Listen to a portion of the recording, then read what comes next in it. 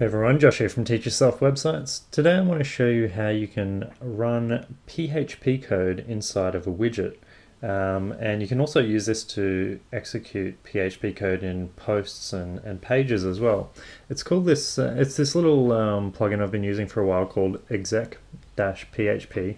And what it does is it scans through all your widgets and your pages and stuff, and if it finds any PHP code, it'll actually execute that. So this is really handy for if you get a little bit of a code snippet to do something functional.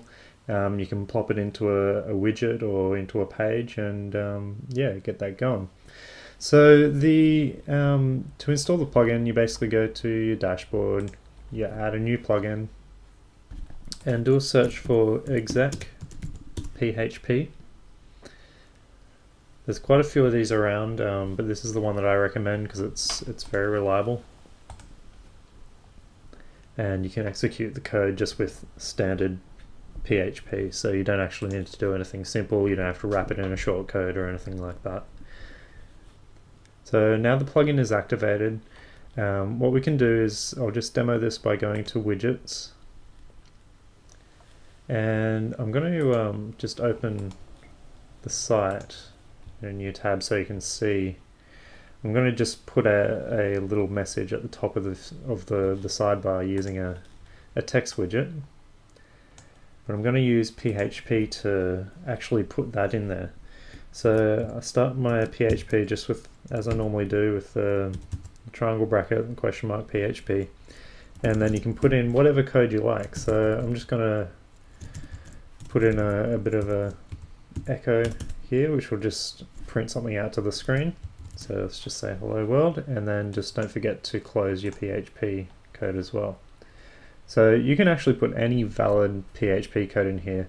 It's especially handy if you've got a snippet of code that does something functional, like you know, pull out the comments, the latest comments or something like that, or you know, grab the latest 5 or 10 posts or something and display them in a special way.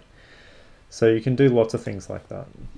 Let's just save this widget, and when we come back to the front end of the site, I'm going to hit refresh, and there we go. There's our little message there printed out, and that's printed out using PHP code. So there's one final thing I want to show you about using this plugin.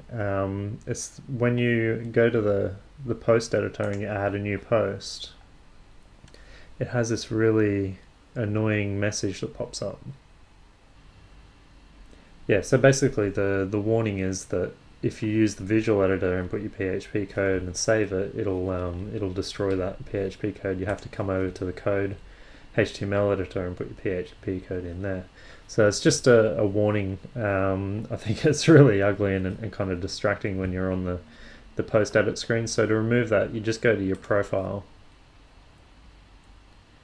under users, and if you scroll down to the bottom, there's a little option there to, if you tick that one, it'll actually disable that warning. So that's how you execute PHP code inside of widgets and posts and pages. I hope you find it useful.